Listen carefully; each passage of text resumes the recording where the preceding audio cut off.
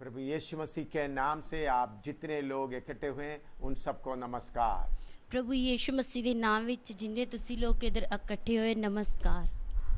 हम पिछले दिनों में इसके पिछले कैसेट में आपने सुना है उद्धार का कार्य डरते और कामते हुए पूरा करो। तुसी पिछली कैसेट विच सुनिया है कि डरदे अते कामदे हुए अपने उद्धार दे काम नूं पूरा करो।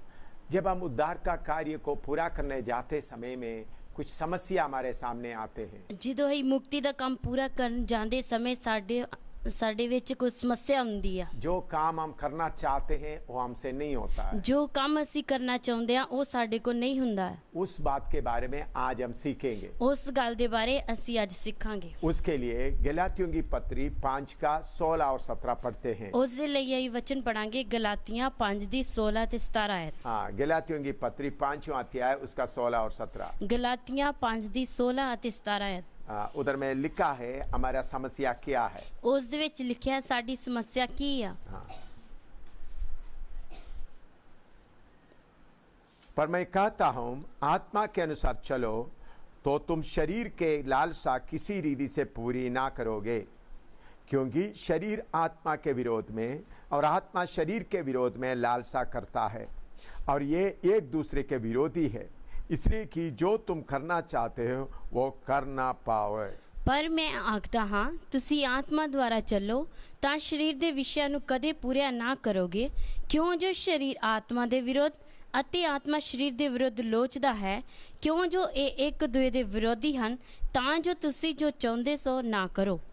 इधर में लिखा है आत्मा के अनुसार चलो तुम शरीर की लालसा किसी रीति से पूरी ना करोगे। इधर लिखा तुसी आत्मा द्वारा चलो तो शरीर दे विषयां नूं कदे पूरा ना करोगे। आत्मा और शरीर के बीच में लड़ाई चलता है। आत्मा ते शरीर दे विच लड़ाई चलदी है। आत्मा शरीर के बीच विरोध में, शरीर आत्मा के विरोध में आपस में लड़ाई करते रहते हैं। आत्मा शरीर दे विरोधी आते शरीर आत्मा दे विरोधी आपस विच इन्हां दी लड़ाई चलदी है। हाँ, इसके बारे में रोमियो की पत्री में और थोड़ा सफाई से हमको मालूम कर सकता है। रोमियो की पत्री विच अहीं होर थोड़ा सफाई ना पता कर सकते हैं। रोमियो की पत्री 7वां अध्याय उसका 14 आयत से लेकर 23 तक पढ़ेंगे। रोमियो की पत्री 7 अध्याय 14 तो लेके 23 आयत तक पढ़ांगे। रोमी 7 का 14 से 23 तक। रोमियो 7 दी 14 तो 23 आयत तक। हम जानते हैं कि व्यवस्था तो आत्मिक है, परंतु मैं शारीरिक और पाप के हाथ बिका हुआ हूँ। जो मैं करता हूँ उसको नहीं जानता, क्योंकि जो मैं चाहता हूँ वो नहीं किया करता, परंतु जिससे मुझे घृणा आती है वही मैं करता हूँ। यदि जो मैं नहीं चाहता वही करता है तो मैं मान लेता हूँ कि व्यवस्था भली है। तो इसी दशा में उसका करने वाला मैं नहीं वरन पाप है जो मुझ में बसा हुआ है, क्योंकि मैं जानता हूं कि मुझ में अर्थात मेरे शरीर में कोई अच्छी वस्तु वास नहीं करती। अच्छा तो मुझ में है, परंतु भले काम मुझसे बन नहीं पाते, क्योंकि जिस अच्छे काम की मैं इच्छा करता हूँ वह तो नहीं करता, परंतु जिस बुराई की इच्छा नहीं करता वही किया करता हूँ। अतः यदि मैं वही करता हूँ जिसका इच्छा नहीं करता तो उसका करने वाला मैं ना रहा, परंतु पाप जो मुझ में बसा हुआ है।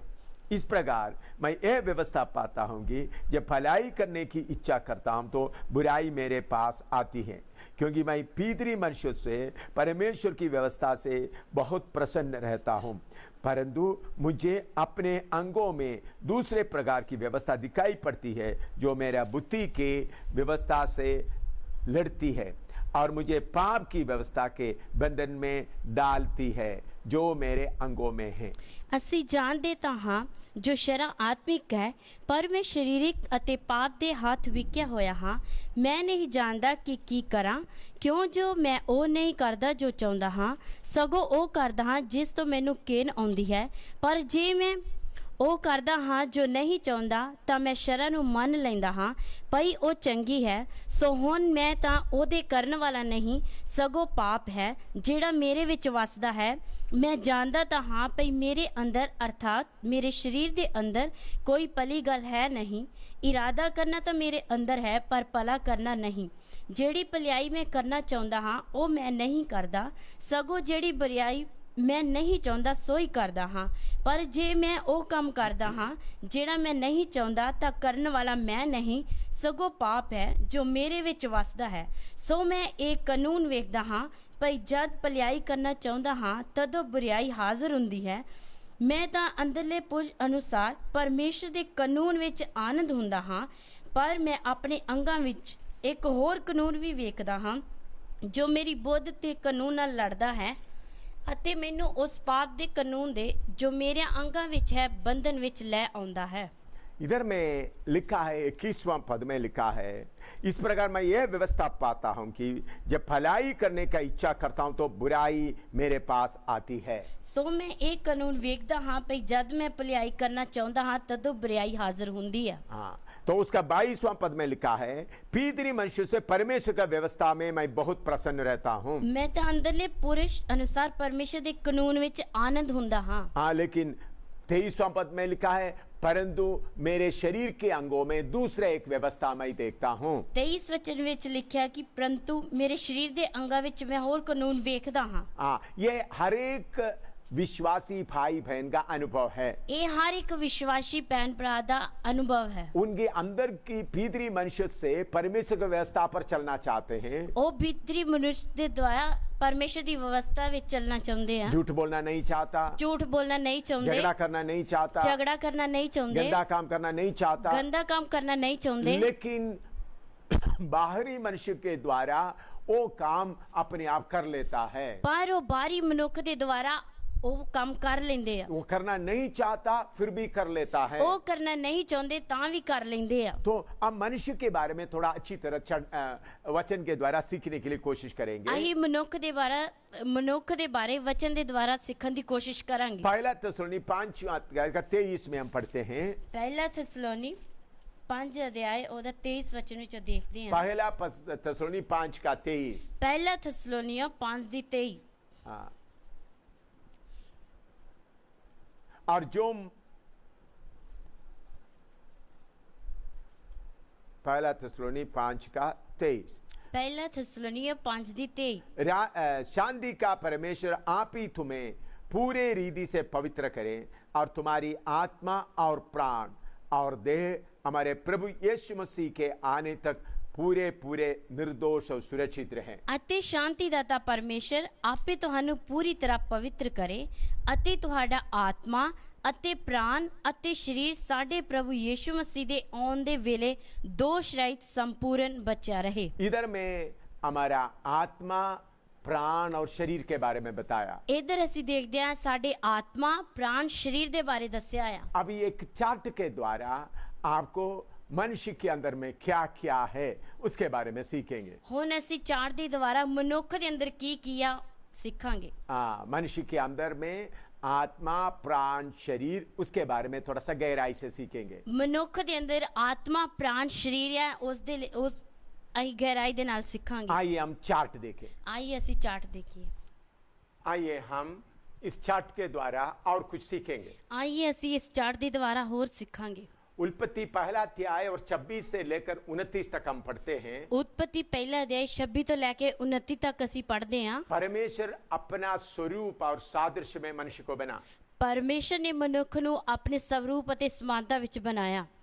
तो और उत्पत्ति 2:7 में लिखा है, उत्पत्ति 2:7 ਵਿੱਚ ਲਿਖਿਆ ਹੈ, परमेश्वर अपना हाथ से मिट्टी से मनुष्य का रूप बनाया। ਪਰਮੇਸ਼ਰ ਨੇ ਮਨੁੱਖ ਨੂੰ ਮਿੱਟੀ ਤੋਂ ਬਣਾਇਆ। और मिट्टी से उनका रूप बनाने के बाद उसके अंदर फूंका। ਮਨੁੱਖ ਨੂੰ ਮਿੱਟੀ ਦੇ ਰੂਪ ਬਣਾਉਣ ਤੋਂ ਬਾਅਦ ਆਪਣਾ ਸਾਹ ਫੂਕਿਆ। जब उनका सांस फूंका तो मनुष्य बना। ਜਦੋਂ ਉਹਨੇ ਆਪਣਾ ਸਾਹ ਫੂਕਿਆ ਤਾਂ ਮਨੁੱਖ ਬਣਿਆ। तो उसके बारे में इस चार्ट के द्वारा आपको दिखाना चाहते हैं। ਉਸ ਦੇ ਬਾਰੇ ਇਸ ਚਾਰਟ ਤੋਂ ਅਸੀਂ ਦੇਖਦੇ ਹਾਂ मनुष्य के अंदर क्या क्या है। ਮਨੁੱਖ ਦੇ ਅੰਦਰ ਕੀ ਆ। देखिए इधर में आपको मनुष्य का अलग अलग बातें बताए, मनुष्य के अंदर क्या क्या है। ਇਧਰ ਹੀ ਦੇਖਦੇ ਹਾਂ ਮਨੁੱਖ ਦੇ ਅੰਦਰ ਦੀਆਂ ਗੱਲਾਂ ਇਹ ਅਲੱਗ-ਅਲੱਗ ਦੱਸੀਆਂ ਆ। ऐसे बाहरी आप ये जो रंग देखा है ये है मनुष्य का शरीर। ਇਹ ਜੋ ਬਾਹਰੀ ਤੁਸੀਂ ਦੇਖ ਰਹੇ ਹੋ ਇਹ ਮਨੁੱਖ ਦਾ ਸਰੀਰ ਆ। दूसरा है मनुष्य का प्राण। ਦੂਸਰਾ ਹੈ ਮਨੁੱਖ ਦਾ ਪ੍ਰਾਣ। और तीसरा है मनुष्य का आत्मा। ਤੀਸਰਾ ਹੈ ਮਨੁੱਖ ਦੀ ਆਤਮਾ। जब परमेश्वर ने मनुष्य के अंदर अपना श्वास फूंका तो परमेश्वर का स्वरूप और समानता भी मनुष्य के अंदर आया। ਜਦੋਂ ਮਨੁੱਖ ਦੇ ਅੰਦਰ ਪਰਮੇਸ਼ਰ ਨੇ ਆਪਣਾ ਸਾਹ ਫੂਕਿਆ ਉਸ ਸਮੇਂ ਪਰਮੇਸ਼ਰ ਦਾ ਸਰੂਪ ਅਤੇ ਸਮਾਨਤਾ ਆ ਗਈ। हाँ, तो मनुष्य के अंदर शरीर है ਮਨੁੱਖ ਦੇ ਅੰਦਰ ਸਰੀਰ ਆ, और उसके बाद प्राण है ਉਹਦੇ ਬਾਅਦ ਪ੍ਰਾਣ ਆ, और मनुष्य का आत्मा है। ਔਰ ਮਨੁੱਖ ਦੀ ਆਤਮਾ ਆ। पहले मनुष्य के अंदर परमेश्वर का स्वरूप और समानता में भी था। ਪਹਿਲੇ ਮਨੁੱਖ ਦੇ ਅੰਦਰ ਪਰਮੇਸ਼ਰ ਦਾ ਸਰੂਪ ਅਤੇ ਸਮਾਨਤਾ ਸੀ। अभी सबसे पहले हम सीखेंगे मनुष्य का आत्मा। ਸਭ ਤੋਂ ਪਹਿਲਾਂ ਅਸੀਂ ਸਿੱਖਾਂਗੇ ਮਨੁੱਖ ਦੀ ਆਤਮਾ। आत्मा में तीन चीज हैं। ਆਤਮਾ ਦੇ ਅੰਦਰ ਤਿੰਨ ਚੀਜ਼ਾਂ ਆ। पहला विवेक है या कॉन्शियंस, ਪਹਿला ਵਿਵੇਕ ਹੈ ਜਾਂ ਕੌਨਸ਼ੀਅੰਸ, दूसरा है अंदर ज्ञान या इंट्यूशन, दूसरा है अंतर ज्ञान या इंट्यूशन, तीसरा है संगति या फेलोशिप। तीसरा है संगति या फेलोशिप। आप विवेक या कॉन्शियंस क्या है? विवेक या कॉन्शियंस किया यह भले बुरे की पहचान करने वाला अंग है। ये भले बुरे दी पहचान करने वाला अंग है। ये बुद्धि से प्रभावित नहीं होता है। ये बुद्धि तो प्रभावित नहीं हुंदा। ये अपनी ओर से ही सीधा न्याय करता है। ये अपनी वल्लों ही सीधा न्याय करता है। कई बार ये हमारी सोच विचार की गई बातों को भी खंडन कर देता है। कई बार ये साडी सोच विचार दी गल्लां दा भी खंडन करता है। विवेक का कार्य प्राय निष्पक्ष एवं स्वतंत्र व सीधा होता है। विवेक दा काम निरपक्ष अते आजाद अते सीधा हुंदा है। वह यह बाहरी परिस्थितियों से प्रभावित नहीं होता। बाहर दिया परिस्थितियां तो ये प्रभावित नहीं हुंदा। यदि कोई मनुष्य गलती करता है तो उसका विवेक उसे दोषी ठहरा देता है। अगर कोई मनुष्य गलती करदा तो ओदा विवेक ओनु दोषी ठहराउंदा है। परमेश्वर मनुष्य से उसके विवेक के द्वारा बातें करता है। परमेश्वर मनुष्य दे नाल ओदे विवेक दे द्वारा गल्लां करदा है। विवेक हर मनुष्य को परमेश्वर दिया है। विवेक परमेश्वर ने हर एक मनुष्य नु दिता है। चाहे पढ़े लिखे हो, अनपढ़ हो, स्कूल में गया हो, नहीं गया हो, सबके अंदर विवेक है। चाहे पढ़िया लिखा है अनपढ़ है, सब दे अंदर ये विवेक है। और उनको एक अक्षर भी पढ़ना नहीं आता फिर भी उसके अंदर विवेक है। अगर उसने एक अक्षर पढ़ना नहीं आंदा तां भी ओदे अंदर विवेक है। अगर कोई अंधा है, बहरा है, फिर भी उसके अंदर विवेक है। अगर कोई अन्ना या बहरा ओदे अंदर भी विवेक है। ये विवेक जानवरों में नहीं है। ये विवेक जानवरों दे अंदर नहीं है। अभी मैं आपको समझाने के लिए बताना चाहता हूँ। हुण तां मैं समझाउण लई दसना चाहुंदा आ। जिस जगह में आप बैठे, मान लो दो बिल्ली आपस में लड़ा। जिस जगह ते तुसी बैठे हो, मान लो दो बिल्लियां आपस में लड़दियां हैं और एक दूसरे को मार डाला है। एक दूसरे नु मार दिया है। तो फिर मार डालने के बाद वो दूसरा बिल्ली उस नजदीक जगह में पड़े होकर सो जाती है। मारन तो बाद दूसरी बिल्ली जाके चुप करके सो जाती है। उनके दिल में यह डर नहीं रहता, उन्हां दे अंदर ये डर नहीं रहिंदा, उनके अंदर यह परेशानी नहीं हो मैं दूसरा बिल्ली को मार डाला। उस दे अंदर कोई परेशानी नहीं हुंदी कि मैं दूसरी नु मारया है। वो भागकर छुपने के लिए नहीं जाते, वो भज के छिपन वास्ते नहीं जांदी। जो मरे हुए बिल्ली उनके सामने पड़ा है तो दूसरी जगह में आराम से सो जाती है। मरी हुई बिल्ली सामने पई तां भी आराम नाल सो जांदी है। लेकिन मनुष्य अगर किसी आदमी को मार डाला, पर मनुष्य ने किसी आदमी नु मारया है, अगर उसका सारे निशान उन्होंने मिटा दिया है, अगर उन्हें सारे निशान ओदे मिटा और दिए, किसी ने उस बात को देखा नहीं है, अगर किसी ने उस गल नु वेख्या नहीं, फिर भी वो मनुष्य उधर से भाग जाता है। फिर भी वो मनुष्य उथों भज जांदा है। और उनके विवेक उनको खाता है तुमने पाप किया है। और विवेक ओदा ओनु अंदरों दोषी ठहराउंदा तू पाप कीता है। तो विवेक हर मनुष्य के अंदर है। ता विवेक सारियां दे अंदर है। आप सफर में रोड में जाते वक्त आपने देखा होगा जिधर जंक्शन आता है उधर में लाइट के द्वारा लाल बत्ती और हरी बत्ती दिखाई देता है। तुसी रोड दे ते जांदे समय जंक्शन होंदे समय हरी ते लाल बत्ती दिखाई दिंदी है। जब हरी बत्ती दिखाई देते तो आपको जाने के लिए अनुमति है। जिदों हरी बत्ती दिखाई दिंदी ते तानु जान वास्ते अनुमति है। अगर लाल बत्ती है तो बोलते हैं आगे जाना नहीं, खतरा है। अगर लाल बत्ती दिखाई दिंदी है ते तानु ओ तो पता लगदा खतरा है। उधर में कोई गेट वगैरह नहीं लगा, उधर कोई गेट नहीं है, सिर्फ आपको एक इशारा देता आगे जाना खतरा है। सिर्फ तानु एक इशारा दिंदा आगे जाना खतरा है। तब भी आपने देखा होगा कुछ लोग मोटरसाइकिल में आते हैं, गाड़ी में आते हैं, लाल बत्ती आए तो भी फिर जले जाता है। ਤਾਂ ਵੀ ਕੁਝ ਲੋਕ ਮੋਟਰਸਾਈਕਲ ਗੱਡੀਆਂ ਤੇ ਆਉਂਦੇ ਤਾਂ ਵੀ ਲਾਲ ਬੱਤੀ ਦਿਖਾਉਣ ਤੇ ਵੀ ਅੱਗੇ ਚਲੇ उन ਜਾਂਦੇ ਆ। लोग लाल बत्ती का इशारे को परवाह नहीं करते हैं, ਉਹ ਲੋਕ ਲਾਲ ਬੱਤੀ ਦੇ ਇਸ਼ਾਰੇ ਦੀ ਪਰਵਾਹ ਨਹੀਂ ਕਰਦੇ ਆ, इसलिए आगे जाते हैं। ਇਸੇ ਲਈ ਅੱਗੇ ਜਾਂਦੇ इसी ਆ। मुताबिक जब आपका विवेक आपको दोषी ठहराता है, ਇਸੇ ਤਰ੍ਹਾਂ ਜਦੋਂ ਤੁਹਾਡਾ ਵਿਵੇਕ ਤੁਹਾਨੂੰ ਦੋਸ਼ੀ ਠਹਿਰਾਉਂਦਾ फिर भी ਆ, आप गलत काम कर सकता है। ਫਿਰ ਵੀ ਤੁਸੀਂ ਗਲਤ ਕੰਮ ਕਰ ਸਕਦੇ ਹੋ। जेब काटने वाला पहले जाते वक्त डरते डरते जाता है, ਜੇਬ ਕੱਟਣ ਵਾਲਾ ਜਾਂਦੇ ਸਮੇਂ ਪਹਿਲਾਂ ਡਰਦੇ ਡਰਦੇ ਜਾਂਦਾ ਆ। चोरी करने वाला पहले चोरी करने के लिए जाता है, डरते डरते जाता है। ਚੋਰੀ ਕਰਨ ਵਾਲਾ ਜਾਂਦੇ ਸਮੇਂ ਪਹਿਲਾਂ ਡਰਦੇ ਡਰਦੇ ਜਾਂਦਾ ਆ। और बार बार ऐसा विवेक को दोषी देगा तो दोष कराएगा तो ਬਾਰ-ਬਾਰ ਅਗਰ ਵਿਵੇਕ ਨੂੰ ਦੋਸ਼ੀ ਠਹਿਰਾਵਾਂਗੇ विवेक की बातों को नहीं मानेगा तो ਵਿਵੇਕ ਦੀਆਂ ਗੱਲਾਂ ਨੂੰ ਨਹੀਂ ਮੰਨੇਗਾ ਤਾਂ विवेक चेतावनी देना बंद करेगा। ਤਾਂ ਵਿਵੇਕ ਚੇਤਾਵਨੀ ਦੇਣਾ ਬੰਦ ਕਰ ਦੇਗਾ। हर मनुष्य के लिए परमेश्वर ने विवेक दिया है। ਹਰ ਇੱਕ ਮਨੁੱਖ ਦੇ ਅੰਦਰ ਪਰਮੇਸ਼ਰ ਨੇ ਵਿਵੇਕ ਦਿੱਤਾ ये ਆ। सर्वशक्तिमान परमेश्वर से मिला हुआ अंग है। ਇਹ ਸਰਵਸ਼ਕਤੀਮਾਨ ਪਰਮੇਸ਼ਰ ਤੋਂ ਮਿਲਿਆ ਹੋਇਆ ਅੰਗ ਆ। ये जानवरों में नहीं है, सिर्फ मनुष्यों में है। ਇਹ ਜਾਨਵਰਾਂ ਵਿੱਚ ਨਹੀਂ ਆ, ਸਿਰਫ ਮਨੁੱਖਾਂ ਦੇ ਅੰਦਰ ਆ। और दूसरा है अंदर ज्ञान या इंट्यूशन। दूसरा है अंतर ज्ञान या इंट्यूशन। हाँ, यह तुरंत अंदर ज्ञान देने वाला अंग है। ये तुरंत अंतर ज्ञान देने वाला अंग आ। इस अंग का परमेश्वर व शैतानी आत्मिक जगत दोनों इस्तेमाल करता है। इस अंग के द्वारा परमेश्वर या शैतानी आत्मिक दोनों का इस्तेमाल करते हैं। अंतर ज्ञान के द्वारा ही परमेश्वर की पहचान होती है। अंतर ज्ञान के द्वारा ही परमेश्वर की पहचान हुंदी है। देखिए हमारे अंदर इंट्यूशन या अंदर ज्ञान है, साडे अंदर अंतर ज्ञान है जो परमेश्वर जिसके द्वारा हमसे बातें करता है, जिस दे द्वारा परमेश्वर साडे नाल गल्लां करदा है। परमेश्वर के अलावा जो लोग दुष्टात्मा का अधीन होता है उनसे भी बातें होता है। परमेश्वर तो इलावा जो दुष्ट शक्ति दे नाल संपर्क हुंदा ओदे नाल भी गल्लां करदे आ। तो अंदर ज्ञान में के द्वारा परमेश्वर हमसे बातें करता है।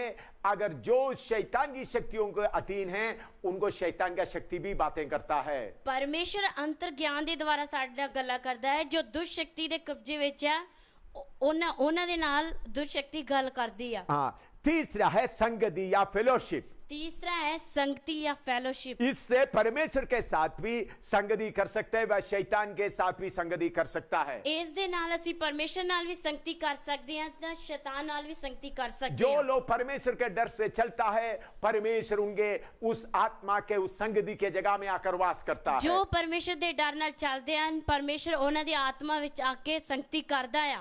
लेकिन जो दुष्ट आत्मा का अधीन में रहता है, जो दुष्ट आत्मा दे अधीन रहंदे दुष्ट आत्मा उनके अंदर आकर वास करते हैं। दुष्ट आत्मा उन्हां दे अंदर आके वास करदा है। आप मेडिटेशन के बारे में सुना होगा, जो ध्यान करने वाला करने के बारे में आप सुना होगा। तुसी मेडिटेशन या ध्यान करने वाले बारे सुनया होवेगा। बैठे बैठे एक ही बिंदु को देखकर ध्यान करता है, मेडिटेशन करता है। ओ बैठे बैठे इको बिंदु वाल देख के मेडिटेशन करदे या ध्यान करदे आ। ऐसा करते करते उनकी आत्मा उनके माथे पर आता है। इस तरह करदे करदे उन्हां दी आत्मा उन्हां दे मत्थे ते आउंदी है या उसके सिर के ऊपर आता है, जहां उन्हां दे सिर दे उत्ते आउंदी है। बहुत तेरा दुष्ट आत्माएं बाहर है, बहुत सारी दुष्ट आत्मा बाहर है। वो आत्मा आकर इस माथे पे या सिर के ऊपर आकर संपर्क करना शुरू कर देता है। वो दुष्ट आत्मा आके मथे ते या सिर दे उत्ते आके संपर्क करना शुरू कर और देगी। वो अंदर ज्ञान के द्वारा बातें करेगा वो अंतर ज्ञान दे द्वारा गल्ला करनगी और संगति के जगह में आकर बैठेगा। अते संगति दी जगह ते आके बैठनगी। बहुत लोग उसको नहीं पहचानता है। बहुत लोग उसनु नहीं उन लोग पहचानते। सोचते ये परमेश्वर का है। बहुत लोग समझते हैं परमेश्वर दा है। उन लोग बैठकर मनन करते वक्त जो शक्ति मिलता है उन लोग सोचते परमेश्वर का है। बैठते समय मनन करते समय जो उन्हें शक्ति मिलती है वो सोचते परमेश्वर उन लोग वालों अद्भुत काम करते हैं, वो अद्भुत काम करते ज्ञान हैं, की बातें बताता है, ज्ञान दियां गल्लां दसदे हैं। लेकिन अगर अच्छी तरह उसके परखा नहीं तो वो दुष्ट आत्मा से हो सकता है। अगर चंगी तरह से परखिया नहीं तो वो दुष्ट शक्ति वाला हो सकता है।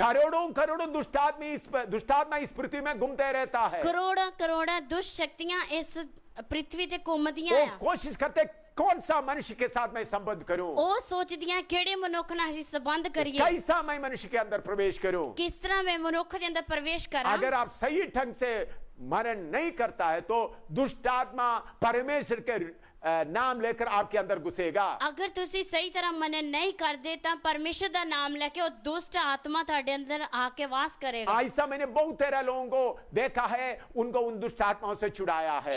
ਇਸ ਤਰ੍ਹਾਂ ਮੈਂ ਬਹੁਤ ਲੋਕਾਂ ਨੂੰ ਵੇਖਿਆ ਅਤੇ ਉਹਨਾਂ ਨੂੰ ਉਹਨਾਂ ਤੋਂ ਛੁਡਾਇਆ ਆ। हाँ, अभी आगे मनुष्य के प्राण हैं। ਅੱਗੇ ਮਨੁੱਖ ਦੇ ਪ੍ਰਾਣ ਆ। प्राण में एक है निर्णय लेने का शक्ति, ਪ੍ਰਾਣ ਦੇ ਅੰਦਰ ਇੱਕ ਆ निर्णय फैसला लेने की शक्ति, दूसरा उनका बुद्धि, दूसरा है बुद्धि, और तीसरा उनका भावना। तीसरा है भावना। निर्णय लेने का शक्ति क्या है?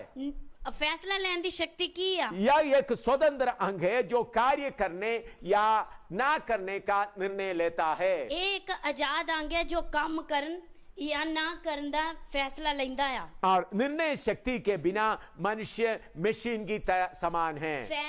फैसला लेने तो बिना मनुष्य मशीन दे समान है। देखिए, हर एक मनुष्य के अंदर निर्णय लेने का शक्ति प्रभु ने दिया है। हर एक मनुष्य के अंदर परमेश्वर ने फैसला करने की शक्ति दी है। अभी आपने देखा होगा, मशीन, गाड़ी हो, पंप हो, कुछ भी हो, अगर आप उसको चालू करेगा तो चलता रहेगा। हुण तुसीं वेख्या होगा मशीन या गड्डी या अगर तुसीं ओनू चालू करोगे तो चलदी रहेगी। अभी आपका घर का पंप है, हुण तुहाडे घर दा नलका आ, पंप में पानी आप ऊपर छत में चढ़ाना चाहता है। उस पंप तो तुसीं अपनी छत ते पानी चढ़ाना चाहुंदे हो। आपने स्विच ऑन करके पंप चलाना शुरू कर दिया। तुसीं स्विच ऑन करके पानी चलाना शुरू कर दिता। जब टैंकी भर गया फिर भी पंप चलता रहेगा। जिदों टैंकी भर गई तां भी पंप चलदा वो रहेगा। पंप को ये सोचने का शक्ति नहीं है, पानी भर गया अभी मैं बंद कर दूं। उस पंप नु सोचने की कोई शक्ति नहीं है कि हुण पानी भर गया हुण मैं बंद हो जावां। अभी आपका मोटर गाड़ी देख लो, हुण तुसीं अपनी मोटर गड्डी वेख अभी लो, आपका मोटरसाइकिल देखो, अपना मोटरसाइकिल वेखो, आपने उसको चाबी देकर उसको चलाया, तुसीं ओनू चाबी दे के चलाया। अगर आप बंद नहीं करोगे तो चलता रहेगा। अगर तुसीं ओनू बंद नहीं करोगे तो वो चलदा वो रहेगा। नहीं सोचता बिजली खर्च हो रहा है, पेट्रोल खर्च हो रहा है, वो ये नहीं सोचता बिजली खर्च होंदी है या पेट्रोल खर्च हो रहा है, क्योंकि उनको निर्णय लेने का शक्ति नहीं है। क्योंकि उन्हें फैसला लेने की शक्ति नहीं है। मैंने कुछ छोटे बच्चों को देखा है, मैं कुछ छोटे बच्चों नु वेख्या आ, उनको निर्णय लेने का शक्ति नहीं है। उन्हें फैसला लेने की शक्ति नहीं है। उनको बोलो बेटा मुंह धो लो, उन्हें कहो बेटा मुंह धोला, वो मुंह धोता रहेगा। वो मुंह धोंदा रहेगा। अगर जब तक जाकर आप उसको पकड़ कर दूसरा जगह नहीं ले तो मुंह धोता रहेगा। अगर तुम उन्हें फड़ के लेके नहीं जाओगे तो मुंह धोंदा रहेगा। क्या हो गया? की होया? उनका दिमाग में निर्णय लेने का शक्ति का अंग कार्य नहीं करता है, क्योंकि ओदे दिमाग विच फैसला लेने की शक्ति दा अंग काम नहीं करता। प्रभु ने हमको निर्णय लेने का शक्ति दिया हुआ है। प्रभु ने सानू फैसला लेने की शक्ति दी है। तीसरा है बुद्धि, तीसरा है बुद्धि, दूसरा है बुद्धि। दूसरा है बुद्धि। बुद्धि सोच विचार करने वाला अंग है। बुद्धि सोच विचार करने वाला अंग है। हमारे मानसिक क्षमता व ज्ञान आदि सब कुछ इसी में है। साडी मानसिक क्षमता ज्ञान सब कुछ ਇਹਦੇ ਵਿੱਚ ਆ। और बुद्धि के बिना मनुष्य पूर्ण रूप से मूर्ख होगा। बुद्धि तो बिना मनुष्य पूर्ण रूप से मूर्ख आ। प्रभु ने हमको सोचने का एक अंग दिया है, वो है बुद्धि। परमेश्वर ने सानू सोचने का एक अंग दिता है, वो है बुद्धि। कोई काम करना है तो हमारा बुद्धि काम करना शुरू कर देता है। अगर कोई काम करना है तो साडी बुद्धि काम करना शुरू करेगी। खाना बनाना है तो हम सोचना शुरू करता है। खाना बनाना तो ही सोचना शुरू करते हैं। नहाना है तो हम सोचना शुरू करता है। नहाना है तो ऐसे सोचना शुरू अगर करते कहीं हैं। जाना है तो हम सोचना शुरू करता है। अगर किते जाना तो सोचना शुरू करते हैं। परमेश्वर हमको सोचने का अंग या बुद्धि दिया हुआ है। परमेश्वर ने सानू सोचने का अंग दिता है, बुद्धि। अगर वो नहीं है तो हम मूर्ख बने रहेगा। अगर वो साडे अंदर नहीं है तो असि मूर्ख हैं। अभी तीसरा है भावना। तीसरा है भावना। यह भावनात्मक अंग है। ये भावना करने वाला अंग है। जैसा प्रेम, घृणा, जलन, दुख, खुशी आदि। जिस तरह प्रेम या घृणा करना, जलन, दुख, खुशी है। भावने के बिना मनुष्य लकड़ी व पत्थर के समान है। भावना तो बिना मनुष्य लकड़ी या पत्थर के समान है। परमेश्वर हमारे अंदर भावना दिया है। परमेश्वर ने साडे अंदर भावना दी है। कोई मर गया तो हम दुख होकर रोना शुरू कर देता है। कोई मर गया तो अही दुख करके रोना शुरू करते हैं। कुछ लोगों के अंदर भावना ज्यादा है, कुछ लोगों को थोड़ा कम है। कुछ लोगों के अंदर भावना ज्यादा है, कुछ लोगों के अंदर थोड़ा है। आपने देखा होगा कुछ लोग मरते समय नीचे गिरकर छाती पीटकर रोते हैं। तुसी देखा होगा कुछ लोग मरते समय कुछ लोग ਛਾਤੀ ਪਿੱਟ ਕੇ ਰੋਂਦੇ ਆ नीचे जमीन में लेटकर रोलते हैं, ਥੱਲੇ ਜ਼ਮੀਨ ਦੇ ਉੱਤੇ ਲੇਟ ਕੇ ਰੋਂਦੇ ਆ बाकी लोग दूर में बैठकर आंसू बहाता है। ਬਾਕੀ ਲੋਕ ਦੂਰ ਬੈਠੇ ਆਂਸੂ ਪਾਉਂਦੇ ਆ अभी फुटबॉल ग्राउंड में फुटबॉल खेल रहा है, ਹੁਣ ਫੁੱਟਬਾਲ ਗਰਾਊਂਡ ਵਿੱਚ ਫੁੱਟਬਾਲ ਖੇਡਦੇ ਆ किसी ने एक गोल मार दिया तो ਕਿਸੇ ਨੇ ਇੱਕ ਗੋਲ ਮਾਰਤਾ ਤਾਂ कुछ लोग कूद कर अपना कैप ही फेंकर ग्राउंड के अंदर घुस जाता है। ਕੁਝ ਲੋਕ ਆਪਣੀ ਕੈਪ ਸੁੱਟ ਕੇ ਕੁੱਦ ਕੇ ਉਸ ਗਰਾਊਂਡ ਵਿੱਚ ਕੁੱਦਣਾ ਸ਼ੁਰੂ कुछ ਕਰਦੇ लोग ਆ जिधर बैठे उधर बैठकर हंसता है, ਕੁਝ ਲੋਕ ਜਿੱਥੇ ਬੈਠੇ ਉੱਥੇ ਬੈਠੇ ਹੱਸਦੇ कुछ ਆ लोग सिर्फ मुस्कुराता है। ਕੁਝ ਲੋਕ ਸਿਰਫ ਦੂਰੋਂ ਮੁਸਕਰਾਉਂਦੇ ਆ तो भावनात्मक वो अलग अलग मनुष्य के अंदर अलग अलग रीति से हैं। ਭਾਵਨਾ ਅਲੱਗ-ਅਲੱਗ ਮਨੁੱਖ ਦੇ ਅੰਦਰ ਅਲੱਗ-ਅਲੱਗ ਰੀਤੀ ਨਾਲ ਆ सो प्राण के अंदर निर्णय लेने का शक्ति है, ਪ੍ਰਾਣ ਦੇ ਅੰਦਰ ਫੈਸਲਾ ਲੈਣ ਦੀ ਸ਼ਕਤੀ ਆ बुद्धि का शक्ति है ਬੁੱਧੀ ਦੀ ਸ਼ਕਤੀ ਆ और भावना भी है। ਅਤੇ ਭਾਵਨਾ ਵੀ ਆ तीसरा है शरीर। ਤੀਸਰਾ ਆ ਸਰੀਰ शरीर के बारे में आप अच्छी तरह जानते हैं। ਸਰੀਰ ਦੇ ਬਾਰੇ ਤੁਸੀਂ ਚੰਗੀ ਤਰ੍ਹਾਂ ਜਾਣਦੇ ਹੋ 5 इंद्रिय हैं, ਪੰਜ ਇੰਦਰੀਆਂ ਆ आंख, नाक, कान, जीभ और स्पर्श करने का। आँखें नाक कान्या जीभ और स्पर्श छूना ये आप सबको अच्छी तरह मालूम है, ਇਹ ਤੁਹਾਨੂੰ ਸਾਰਿਆਂ ਨੂੰ ਚੰਗੀ ਤਰ੍ਹਾਂ हम ਪਤਾ लोग इसको ਹੈ विवरण करने का जरूरत नहीं। ਇਸ ਦੇ ਬਾਰੇ ਵਿਵਰਣ ਕਰਨ ਦਾ ਜ਼ਰੂਰਤ ਨਹੀਂ और ਹੈ एक बार देखिए, और ਹੋਰ ਇੱਕ ਵਾਰ ਵੇਖੀਏ मनुष्य के अंदर उनका आत्मा है ਮਨੁੱਖ ਦੇ ਅੰਦਰ ਉਹਦੀ ਆਤਮਾ ਆ और उनका प्राण है, ਅਤੇ ਉਹਦਾ ਪ੍ਰਾਣ ਆ उनका शरीर है। ਉਹਦਾ ਸਰੀਰ ਆ पहले मनुष्य के अंदर परमेश्वर का स्वरूप व समानता था। ਪਹਿਲਾ ਮਨੁੱਖ ਦੇ ਅੰਦਰ ਪਰਮੇਸ਼ਰ ਦਾ ਸਵਰੂਪ ਅਤੇ ਸਮਾਨਤਾ ਸੀ आत्मा में विवेक, अंदर ज्ञान और संगति है, ਆਤਮਾ ਵਿੱਚ ਵਿਵੇਕ ਅੰਤਰ ਗਿਆਨ ਸੰਗਤੀ ਆ और प्राण में निर्णय लेने का शक्ति, बुद्धि और भावना है, ਪ੍ਰਾਣ ਵਿੱਚ ਆ ਫੈਸਲਾ ਲੈਣ ਦੀ ਸ਼ਕਤੀ ਬੁੱਧੀ ਭਾਵਨਾ और शरीर में 5 इंद्रिय है। ਸਰੀਰ ਦੇ ਵਿੱਚ ਪੰਜ ਇੰਦਰੀਆਂ ਆ देखो अच्छी तरह इसको देख ले। ਚੰਗੀ ਤਰ੍ਹਾਂ ਇਸ ਨੂੰ ਵੇਖ ਲਈਏ परमेश्वर जब मनुष्य को बनाया, ਪਰਮੇਸ਼ਰ ਨੇ ਜਦ ਮਨੁੱਖ ਨੂੰ ਬਣਾਇਆ परमेश्वर का स्वरूप उनके अंदर में आ गया, ਪਰਮੇਸ਼ਰ ਦਾ ਸਰੂਪ ਉਹਦੇ ਅੰਦਰ ਆ और ਗਿਆ उसके बाद उनका मनुष्य का आत्मा और प्राण और शरीर। ਉਸ ਦੇ ਬਾਅਦ ਮਨੁੱਖ ਦਾ ਆਤਮਾ ਪ੍ਰਾਣ ਸਰੀਰ लेकिन जब मनुष्य के अंदर पाप आया क्या हुआ, जित- अगला चार्ट में सिखाएंगे। ਜਦੋਂ ਮਨੁੱਖ ਦੇ ਅੰਦਰ ਪਾਪ ਆਇਆ ਉਸ ਦੇ ਬਾਰੇ ਅਗਲੇ ਚਾਰਟ ਵਿੱਚ ਵੇਖਾਂਗੇ आइए अगला चार्ट देखते हैं। ਆइए अगला चार्ट देखिए येदन वाटिका में क्या हुआ करके आपको पढ़कर सुनाता हूं। ਹੁਣ ਅਦਨ ਦੇ ਬਾਗ ਵਿੱਚ ਕੀ ਹੋਇਆ ਉਹਦੇ ਬਾਰੇ ਤੁਹਾਨੂੰ ਪੜ੍ਹ ਕੇ ਸੁਣਾਉਂਦਾ ਹੈ और तो यहोवा परमेश्वर ने जितने बनेले पशु बनाए थे उन सब में सर्पथुर था। उसने स्त्री से कहा, क्या सच है कि परमेश्वर ने कहा तुम इस वाटिका के किसी वृक्ष का फल ना खाना? स्त्री ने सर्प से कहा, इस वाटिका के वृक्ष के फल हम खा सकते हैं, पर जो वृक्ष वाटिका के बीच में है उसके फल के विषय में परमेश्वर ने कहा कि ना तो तुम उसको खाना और ना उसको छूना, नहीं तो मर जाओगे। तब सर्प ने स्त्री से कहा, तुम निश्चय ना मरोगे, वरन परमेश्वर आप जानता है कि जिस दिन तुम उसका फल खाओगे उसी दिन तुम्हारी आंखें खुल जाएगी और तुम भले बुरे के ज्ञान पाकर परमेश्वर का तुल्य हो जाओगे। अतः जब स्त्री ने देखा कि उस वृक्ष का फल खाने के लिए अच्छा और देखने के मन भाव और बुद्धि देने के लिए चाहने योग्य भी है, वह उसने उसमें से तोड़कर खाया और अपने पति को भी दिया और उसने भी खाया। तब उन दोनों का आंखें खुल गई और उनको मालूम हुआ कि वे नंगे हैं, इसलिए उन्होंने अंजीर के पत्ते जोड़ जोड़कर लंगोटा बना लिया। ਸੱਪ ਸਭ ਜੰਗਲੀ ਜਾਨਵਰਾਂ ਨਾਲੋਂ ਜਿਨ੍ਹਾਂ ਨੂੰ ਯਹੋਵਾ ਪਰਮੇਸ਼ਰ ਨੇ ਬਣਾਇਆ ਸੀ ਚਾਤਰ ਸੀ ਅਤੇ ਉਸ ਨੇ ਉਸ ਤੀਵੀ ਨੂੰ ਆਖਿਆ, ਭਲਾ ਪਰਮੇਸ਼ਰ ਨੇ ਸੱਚਮੁੱਚ ਆਖਿਆ ਹੈ ਕਿ ਬਾਗ ਦੇ ਕਿਸੇ ਬਿਰਛ ਤੋਂ ਤੁਸੀਂ ਨਾ ਖਾਓ। ਤੀਵੀ ਨੇ ਸੱਪ ਨੂੰ ਆਖਿਆ ਕਿ ਬਾਗ ਦੇ ਬਿਰਛਾਂ ਤੋਂ ਫਲੋਂ ਤਾਂ ਅਸੀਂ ਖਾਂਦੇ ਹਾਂ, ਪਰ ਜਿਹੜਾ ਬਿਰਛ ਬਾਗ ਦੇ ਵਿਚਕਾਰ ਹੈ ਉਸ ਦੇ ਫਲ ਤੋਂ ਪਰਮੇਸ਼ਰ ਨੇ ਆਖਿਆ ਤੁਸੀਂ ਨਾ ਖਾਓ, ਨਾ ਉਹਨੂੰ ਹੱਥ ਲਾਓ, ਅਜਿਹਾ ਨਾ ਹੋਵੇ ਕਿ ਤੁਸੀਂ ਮਰ ਜਾਓ।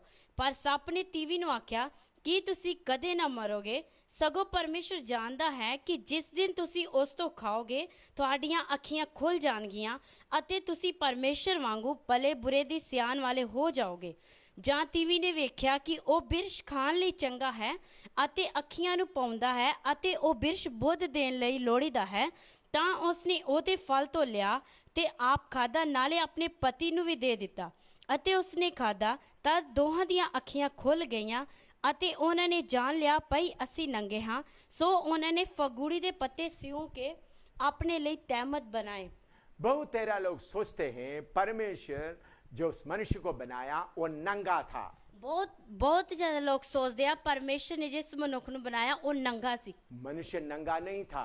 ਮਨੁੱਖ ਨੰਗਾ ਨਹੀਂ ਸੀ। परमेश्वर जैसा ज्योति का वस्त्र पहना था, पहला मनुष्य भी ज्योति से पहना हुआ था। ਜਿਸ ਤਰ੍ਹਾਂ ਪਰਮੇਸ਼ਰ ਨੇ ਜੋਤੀ ਦਾ ਵਸਤਰ ਪਾਇਆ ਸੀ, ਪਹਿਲਾ ਮਨੁੱਖ ਨੇ ਵੀ ਜੋਤੀ ਦਾ ਵਸਤਰ ਪਾਇਆ ਹੋਇਆ ਸੀ। जितना देर तक वो परमेश्वर के स्वरूप में रहा, ਜਿੰਨੀ ਦੇਰ ਤੱਕ ਉਹ ਪਰਮੇਸ਼ਰ ਦੇ ਸਰੂਪ ਵਿੱਚ उनका ਰਿਹਾ, वस्त्र ज्योति था। ਉਸ ਦਾ ਵਸਤਰ ਜੋਤੀ ਸੀ। लेकिन जब पाप आया, ਜਦੋਂ ਪਾਪ ਆਇਆ, परमेश्वर का स्वरूप हट गया, ਪਰਮੇਸ਼ਰ ਦਾ ਸਰੂਪ ਹਟ ਗਿਆ, ज्योति का वस्त्र चले गया, ਜੋਤੀ ਦਾ ਵਸਤਰ ਚਲਾ ਗਿਆ, तब वो नंगे हो गए। ਫਿਰ ਉਹ ਨੰਗੇ ਹੋ ਗਏ। तो असली में एदन वाटिका में क्या हुआ है? ਅਸਲੀ ਵਿੱਚ ਅਦਨ ਦੇ ਬਾਗ ਵਿੱਚ ਕੀ ਹੋਇਆ? एदन वाटिका में परमेश्वर मनुष्य को परखने के लिए एक जीवन का वृक्ष लगाया था और फलाई बुराई का भी वृक्ष लगाया था। ਪਰ ਪਰਮੇਸ਼ਰ ਨੇ ਮਨੁੱਖ ਨੂੰ ਪਰਖਣ ਲਈ ਅਦਨ ਦੇ ਬਾਗ ਵਿੱਚ ਵਿਚਕਾਰ ਭਲੇ ਤੇ ਬੁਰੇ ਦੀ ਸਿਆਣ ਦਾ ਬਿਰਸ਼ ਲਾਇਆ ਸੀ।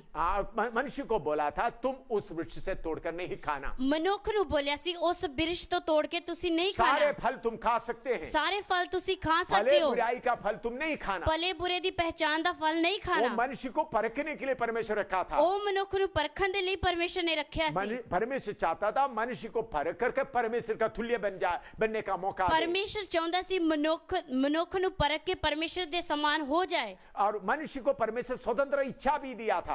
ਪਰਮੇਸ਼ਰ ਨੇ ਮਨੁੱਖ ਨੂੰ ਆਜ਼ਾਦ ਮਰਜ਼ੀ ਵੀ ਦਿੱਤੀ ਹੈ। मनुष्य परमेश्वर के साथ चलता था, ਪਰ ਮਨੁੱਖ ਪਰਮੇਸ਼ਰ ਦੇ ਨਾਲ ਚੱਲਦਾ सारे ਸੀ, जानवरों के ऊपर हुकूमत करता था, ਸਾਰੇ ਜਾਨਵਰਾਂ ਉੱਤੇ ਹਕੂਮਤ ਕਰਦਾ सारे ਸੀ, परिंदों के ऊपर हुकूमत करता था, ਸਾਰੇ ਪੰਛੀਆਂ ਤੇ ਹਕੂਮਤ ਕਰਦਾ सारे ਸੀ, समुद्र में जितना मछली उनके ऊपर भी हुकूमत करता था। ਸਾਰੀਆਂ ਸਮੁੰਦਰ ਦੀਆਂ ਮੱਛੀਆਂ ਉੱਤੇ ਵੀ ਹਕੂਮਤ ਕਰਦਾ ਸੀ। पूरा एदन वाटिका में शांति शांति था, ਪੂਰੇ ਅਦਨ ਬਾਗ ਵਿੱਚ ਸ਼ਾਂਤੀ ਸ਼ਾਂਤੀ कहीं ਸੀ, पाप नहीं था, ਕਿਤੇ ਵੀ ਪਾਪ ਨਹੀਂ कोई ਸੀ। जानवर दूसरे जानवर को नहीं खाता था, ਇੱਕ ਜਾਨਵਰ ਦੂਸਰੇ ਜਾਨਵਰ ਨੂੰ ਨਹੀਂ ਖਾਂਦਾ सब ਸੀ, घास खाते थे। ਸਾਰੇ ਘਾਹ ਖਾਂਦੇ ਸੀ। तो इतना शांति चल रहा था। ਇੰਨੀ ਸ਼ਾਂਤੀ ਚੱਲ ਰਹੀ ਸੀ। उसी जगह में परमेश्वर की अनुमति से शैतान आया। ਉਸੇ ਜਗ੍ਹਾ ਤੇ ਪਰਮੇਸ਼ਰ ਦੀ ਆਗਿਆ ਦੇ ਨਾਲ ਸ਼ੈਤਾਨ ਆਇਆ। शैतान सर्प के रूप लेकर आया। ਸ਼ੈਤਾਨ ਸੱਪ ਦਾ ਰੂਪ ਲੈ ਕੇ ਆਇਆ। वो सर्प देखने के लिए बहुत सुंदर था। ਉਹ ਸੱਪ ਵੇਖਣ ਵਿੱਚ ਬਹੁਤ ਸੁੰਦਰ ਸੀ। उन्होंने हवा से बातें करना शुरू किया। ਉਸਨੇ ਹਵਾ ਨਾਲ ਗੱਲਾਂ ਕਰਨੀਆਂ ਸ਼ੁਰੂ उन्होंने ਕੀਤੀਆਂ। पूछा क्या परमेश्वर ने आपको सारे वाटिका के सारे फल पेड़ का फल खाने की अनुमति दिया है? ਉਸਨੇ ਹਵਾ ਨਾਲ ਗੱਲਾਂ ਕੀਤੀਆਂ ਕਿ ਪਰਮੇਸ਼ਰ ਨੇ ਤੁਹਾਨੂੰ ਇਸ ਬਾਗ ਦੇ ਸਾਰੇ ਵਿਸ਼ੇ ਦੇ ਫਲ ਖਾਣ ਲਈ ਆਖਿਆ ਹੈ। तो उस वक्त हवा बोल सकती थी, ਉਸ ਵਕਤ ਹਵਾ ਬੋਲ ਸਕਦੀ कौन है? ਸੀ, ਤੂੰ ਕੌਣ ਹੈ? ऐसा सवाल पूछने के लिए तुम क्यों इधर आया है? ਇਸ ਤਰ੍ਹਾਂ ਦੇ ਸਵਾਲ ਪੁੱਛਣ ਲਈ ਤੂੰ ਕੌਣ ਹੈ? ਤੂੰ ਇੱਧਰ ਕਿਉਂ ਆਇਆ ਹੈ? तू कौन है? तू भाग जाओ बोल सकता था, ਤੂੰ ਕੌਣ ਹੈ? ਤੂੰ ਭੱਜ ਜਾ ਕਰਕੇ ਬੋਲ ਸਕਦੀ ਸੀ, लेकिन उन्हें ऐसा नहीं किया। ਪਰ ਉਹਨੇ ਇਸ ਤਰ੍ਹਾਂ ਨਹੀਂ ਕੀਤਾ। अपने स्वतंत्र इच्छा से ਆਪਣੀ ਆਜ਼ਾਦ ਮਰਜ਼ੀ ਨਾਲ उनके बातें सुनने के लिए चाहा, ਉਹ ਉਸ ਦੀਆਂ ਗੱਲਾਂ ਸੁਣਨੀਆਂ ਚਾਹੀਆਂ, उनका बातें समझने के लिए कोशिश किया। ਉਸ ਦੀਆਂ ਗੱਲਾਂ ਸਮਝਣ ਦੀ ਕੋਸ਼ਿਸ਼ ਕੀਤੀ। उनके पहले मनुष्य का प्राण के अंदर में शैतान को प्रवेश करने के लिए मौका मिला। ਪਹਿਲੇ ਮਨੁੱਖ ਦੇ ਪ੍ਰਾਣ ਦੇ ਅੰਦਰ ਸ਼ੈਤਾਨ ਨੂੰ ਵੜਨ ਦਾ ਮੌਕਾ ਮਿਲਿਆ, क्योंकि प्राण के अंदर में निर्णय लेने का शक्ति है, ਕਿਉਂਕਿ ਪ੍ਰਾਣ ਦੇ ਅੰਦਰ ਫੈਸਲਾ ਕਰਨ ਦੀ ਸ਼ਕਤੀ ਆ, सोचने का शक्ति है ਸੋਚਣ ਦੀ ਸ਼ਕਤੀ ਆ, और भावना है। ਭਾਵਨਾ ਆ। तो निर्णय लेने का शक्ति के द्वारा शैतान को अंदर घुसने का मौका मिला। ਫੈਸਲਾ ਲੈਣ ਦੀ ਸ਼ਕਤੀ ਦੇ ਦੁਆਰਾ ਸ਼ੈਤਾਨ ਨੂੰ ਅੰਦਰ ਵੜਨ ਦਾ ਮੌਕਾ ਮਿਲ ਗਿਆ। तो शैतान और हवा के बीच में आपस में बातचीत का संपर्क चलता रहा। ਸ਼ੈਤਾਨ ਅਤੇ ਹਵਾ ਦੇ ਵਿੱਚ ਆਪਸ ਵਿੱਚ ਗੱਲਾਂ ਕਰਨ ਦਾ ਸੰਪਰਕ ਚੱਲਦਾ ਰਿਹਾ। उस दोनों के संपर्क के कारण ਉਹਨਾਂ ਦੋਨਾਂ ਦੇ ਸੰਪਰਕ ਦੇ ਕਾਰਨ फ्लैश या शारीरिकता उत्पन्न हुआ। ਫਲੈਸ਼ ਜਾਂ ਸਰੀਰਿਕਤਾ ਉਤਪਨ ਹੋਈ। पहला मनुष्य के अंदर शारीरिकता नहीं था, ਪਹਿਲੇ ਮਨੁੱਖ ਦੇ ਅੰਦਰ ਸਰੀਰਿਕਤਾ नहीं ਸੀ, लेकिन जब हवा शैतान के साथ संपर्क करना शुरू किया, ਪਰ ਜਦੋਂ ਹਵਾ ਨੇ ਸ਼ੈਤਾਨ ਦੇ ਨਾਲ ਸੰਪਰਕ ਕਰਨਾ ਸ਼ੁਰੂ ਕੀਤਾ, एकदम परमेश्वर का स्वरूप मनुष्य के अंदर से चले गए। ਇੱਕਦਮ ਪਰਮੇਸ਼ਰ ਦਾ ਸਰੂਪ ਮਨੁੱਖ ਦੇ ਅੰਦਰੋਂ ਚਲਾ ਗਿਆ। शैतान की आत्मा अंदर आ गया। ਸ਼ੈਤਾਨ ਦਾ ਆਤਮਾ ਉਹਦੇ ਅੰਦਰ ਆ पहले ਗਿਆ। परमेश्वर की स्वरूप था, ਪਹਿਲਾਂ ਪਰਮੇਸ਼ਰ ਦਾ ਸਰੂਪ ਸੀ, लेकिन जब परमेश्वर का आज्ञा को तोड़ दिया, ਪਰ ਜਦੋਂ ਪਰਮੇਸ਼ਰ ਦੀ ਆਗਿਆ ਤੋੜ ਦਿੱਤੀ, शैतान को अंदर घुसने का मौका दे दिया, ਸ਼ੈਤਾਨ ਨੂੰ ਅੰਦਰ ਵੜਨ ਦਾ ਮੌਕਾ परमेश्वर ਦਿੱਤਾ, का स्वरूप चले गया। ਪਰਮੇਸ਼ਰ ਦਾ ਸਰੂਪ ਚਲਾ ਗਿਆ। अब उसके उसके बाद शैतान की आत्मा आ गया ਉਸ ਤੋਂ ਬਾਅਦ ਸ਼ੈਤਾਨ ਦੀ ਆਤਮਾ ਆ ਗਈ और उसके साथ साथ शारीरिकता भी आ गया। ਉਸ ਦੇ ਨਾਲ ਨਾਲ ਸ਼ਰੀਰਿਕਤਾ ਵੀ ਆ ਗਈ ये शारीरिकता परमेश्वर ने नहीं बनाया था। ਇਹ ਸ਼ਰੀਰਿਕਤਾ ਪਰਮੇਸ਼ਰ ਨੇ ਨਹੀਂ ਬਣਾਈ ਸੀ आदम हवा और शैतान के बीच का संपर्क के कारण शारीरिकता आया। ਹਵਾ ਅਤੇ ਸ਼ੈਤਾਨ ਦੇ ਸੰਪਰਕ ਦੇ ਕਾਰਨ ਇਹ ਫਲੈਸ਼ ਅੰਦਰ ਆਈ ये शारीरिकता क्या है? ਇਹ ਸ਼ਰੀਰਿਕਤਾ ਕੀ ਆ अंग्रेजी में फ्लैश बोलता है, ਅੰਗਰੇਜ਼ੀ ਵਿੱਚ ਇਹ ਫਲੈਸ਼ ਬੋਲਦੇ ਆ हिंदी में शारीरिकता बोलता है। ਪੰਜਾਬੀ ਵਿੱਚ ਸ਼ਰੀਰਿਕਤਾ ਕਹਿੰਦੇ वो ਆ एक किस्म का शक्ति है, ਉਹ ਇੱਕ ਕਿਸਮ ਦੀ वो ਸ਼ਕਤੀ ਆ हमारे अंदर मोह बढ़ाता है। ਉਹ ਸਾਡੇ ਅੰਦਰ ਮੋਹ ਵਧਾਉਂਦੀ ਆ हवा का हालत क्या हो गया? ਹਵਾ ਦੀ ਹਾਲਤ ਕੀ ਹੋ ਗਈ जब शारीरिकता आ गए, ਜਦੋਂ ਸ਼ਰੀਰਿਕਤਾ ਆ ਗਈ मोह बढ़ना शुरू किया, ਮੋਹ ਵਧਣੀ ਸ਼ੁਰੂ ਕੀਤੀ उस फल को देखना शुरू किया। ਉਸ ਫਲ ਨੂੰ ਵੇਖਣਾ ਸ਼ੁਰੂ इसके ਕੀਤਾ पहले कितने बार उस पेड़ के नीचे से गया है, ਇਸ ਤੋਂ ਪਹਿਲਾਂ ਉਹ ਕਿੰਨੀ ਵਾਰ ਉਸ दरख्त ਦੇ ਥੱਲੋਂ ਗਈ ਆ वो फल को देखा है, ਫਲ ਨੂੰ ਵੇਖਿਆ ਆ लेकिन मोह नहीं आया। ਪਰ ਮੋਹ ਨਹੀਂ ਆਇਆ आज शारीरिकता आने के कारण, ਅੱਜ ਸ਼ਰੀਰਿਕਤਾ ਆਉਣ ਦੇ ਕਾਰਨ फ्लैश आने के कारण ਫਲੈਸ਼ ਆਉਣ ਦੇ ਕਾਰਨ मोह आना शुरू किया। ਮੋਹ ਆਉਣਾ ਸ਼ੁਰੂ ਕੀਤਾ देखते देखते मोह बढ़ गया ਵੇਖਦੇ ਵੇਖਦੇ ਮੋਹ ਵੱਧ ਗਈ और फल तोड़कर खा गया। ਅਤੇ ਫਲ ਤੋੜ ਕੇ ਖਾਇਆ अपना पति को भी ले जाकर दे दिया। ਆਪਣੇ ਪਤੀ ਨੂੰ ਵੀ ਲੈ ਜਾ ਕੇ इसके ਦਿੱਤਾ पहले मैं सोचता हूँ उन्होंने ऐसे करते होंगे, ਇਸ ਤੋਂ ਪਹਿਲਾਂ ਮੈਂ ਸੋਚਦਾ ਇਸ ਤਰ੍ਹਾਂ ਕਰਦੇ जब ਹੋਣਗੇ हवा कोई फल तोड़ता है, ਜਦੋਂ ਹਵਾ ਕੋਈ ਫਲ ਤੋੜਦੀ ਆ अपना पति के पास, आदम के पास भी ले जाते हैं, ਆਪਣੇ ਪਤੀ ਆਦਮ ਦੇ ਕੋਲ ਵੀ ਲੈ ਕੇ ਜਾਂਦੀ लेकिन ਹੋਏਗੀ अभी उसके लिए नहीं सोच रहा है। ਪਰ ਹੁਣ ਉਸ ਦੇ ਬਾਰੇ ਨਹੀਂ मोह बढ़ ਸੋਚਦੀ गया, ਮੋਹ ਵੱਧ ਗਿਆ पहले खा लिया, ਪਹਿਲਾਂ ਖਾ ਲਿਆ क्यों? ਕਿਉਂ मोह बढ़ गया है। ਮੋਹ ਵੱਧ ਗਿਆ ਆ मोह क्यों बढ़ गया? ਮੋਹ ਕਿਉਂ ਵੱਧ ਗਿਆ अंदर फ्लैश आ गया, शारीरिकता आ गया, ਅੰਦਰ ਸ਼ਰੀਰਿਕਤਾ ਆ ਗਈ ਫਲੈਸ਼ ਆ ਗਈ ਆ तो इसलिए फल तोड़कर खा गया। ਇਸ ਲਈ ਫਲ ਤੋੜ ਕੇ ਖਾਦਾ परमेश्वर का ईश्वरत्व चले गया, ਪਰਮੇਸ਼ਰ ਦਾ ਈਸ਼ਵਰ ਤਬ ਚਲਾ ਗਿਆ फिर मनुष्य शैतान के गुलामी में आया है। ਫਿਰ ਮਨੁੱਖ ਸ਼ੈਤਾਨ ਦੀ ਗੁਲਾਮੀ ਵਿੱਚ ਆਇਆ अभी ਆ। सारे मनुष्य ऐसे शैतान की गुलामी में हैं। ਹੁਣ ਸਾਰੇ ਮਨੁੱਖ ਇਸ ਤਰ੍ਹਾਂ ਸ਼ੈਤਾਨ ਦੀ ਗੁਲਾਮੀ ਵਿੱਚ ਆ पहले हमने पढ़ा था, ਪਹਿਲਾਂ ਅਸੀਂ ਪੜਿਆ मैं ਸੀ अंदर ही मनुष्य के द्वारा परमेश्वर की इच्छा करना चाहता हूँ, ਅੰਤਰੀ ਮਨੁੱਖ ਦੇ ਦੁਆਰਾ ਪਰਮੇਸ਼ਰ ਦੀ ਇੱਛਾ ਪੂਰੀ ਕਰਨਾ ਚਾਹੁੰਦੇ लेकिन बाहरी मनुष्य में दूसरा प्रमाण मैं देखता हूँ। ਪਰ ਬਾਹਰੀ ਮਨੁੱਖ ਦੇ ਅੰਦਰ ਮੈਂ ਦੂਸਰਾ ਪ੍ਰਮਾਣ ਵੇਖਦਾ वो ਹਾਂ दूसरा प्रमाण क्या है? ਉਹ ਦੂਸਰਾ ਪ੍ਰਮਾਣ ਕੀ दूसरा ਹੈ शक्ति क्या है? ਦੂਸਰੀ ਸ਼ਕਤੀ ਕੀ वो ਹੈ है हमारा फ्लैश, ਉਹ ਹੈ ਸਾਡੀ ਫਲੈਸ਼ वो है हमारा शारीरिकता, ਉਹ ਹੈ ਸਾਡੀ जो ਸ਼ਰੀਰਿਕਤਾ हमारा मोह को बढ़ा देता है। ਜੋ ਸਾਡੀ ਮੋਹ ਨੂੰ ਵਧਾਉਂਦੀ ਆ इसके ऊपर कैसा जय पाना है, ਇਸ ਦੇ ਉੱਤੇ ਕਿਸ ਤਰ੍ਹਾਂ ਜੈ ਪਾਉਣੀ ਆ उसके बारे में आगे आपको सिखाएंगे। ਉਸ ਦੇ ਬਾਰੇ ਅੱਗੇ ਦੇਖਾਂਗੇ देखिए, डरते हुए कामते हुए उद्धार को पूरा करना है। ਡਰਦੇ ਅਤੇ ਕੰਬਦੇ ਹੋਏ ਆਪਣੀ ਮੁਕਤੀ ਦੇ ਕੰਮ ਨੂੰ ਪੂਰਾ ਕਰਨਾ ਆ हमारा फ्लैश या शारीरिकता के ऊपर जय पाना है। ਸਾਡੇ ਫਲੈਸ਼ ਜਾਂ ਸ਼ਰੀਰਿਕਤਾ ਦੇ ਉੱਤੇ ਜੈ ਪਾਉਣੀ ਆ आइए हम प्रार्थना करते हैं। ਆਈਏ ਅਸੀਂ ਪ੍ਰਾਰਥਨਾ ਕਰੀਏ प्यारे प्रभु, तेरा वचन सुनने के लिए आपने मौका दिया है। ਪਿਆਰੇ ਪ੍ਰਭੂ ਤੇਰਾ ਵਚਨ ਸੁਣ ਲਈ ਮੌਕਾ ਦਿੱਤਾ ਆ आपने हमारे अंदर आत्मा, प्राण और शरीर दिया है, ਤੁਸੀਂ ਸਾਡੇ ਅੰਦਰ ਸਰੀਰ ਪ੍ਰਾਣ ਆਤਮਾ ਦਿੱਤਾ ਆ लेकिन शैतान के साथ का संबंध के द्वारा हवा और आदम में फ्लैश या शारीरिकता भी आया है। लेकिन शैतान के संबंध के द्वारा हवा और आदम के अंदर फ्लैश भी आ गया। प्रभु इसके ऊपर भी जय पाने के लिए कृपा दे, प्रभु इस देते भी जय पाने की कृपा दे और डरते और कामते उद्धार को पूरा करने के लिए, डर देते काम दे उदार दे काम नु पूरा कर ले, वचन सीखने के लिए कृपा दे। वचन सीखने की कृपा दे। ये वचन एक एक के अंदर में अच्छी तरह समझ में आए। ये वचन एक एक के अंदर चंगी तरह समझ ये आए। वचन का बीज शैतान लेकर ना जाए। ये वचन का बीज शैतान लेके ना जाए। आज दिल के अंदर अच्छी तरह से ये वचन बने रहे। दिल के अंदर चंगी तरह ये वचन बनिया रहे। प्रभु यीशु मसीह के पवित्र नाम से मांगते हैं। प्रभु यीशु मसीह के पवित्र नाम विच मांगते हैं। आमीन। आमीन। अगला सीडी भी आप देखिएगा। अगली सीढ़ी भी तुसी देखिए। आज अगले सीडी में कैसा भीतरी मनुष्य उत्पन्न होता है, फिर भीतरी मनुष्य और बाहरी मनुष्य का लड़ाई कैसा होता है, उसके बारे में गहराई से बताएंगे। अगली सीढ़ी विच अंदर दा मनुख ते बाहर दे मनुख दे बारे देखांगे। इन्हां दे विच लड़ाई किस तरह हुंदी है। प्रभु आपको आशीर्वाद दे। प्रभु तुहानू आशीष दे। प्रभु आपको आशीष दे। प्रभु तुहानू आशीष दे।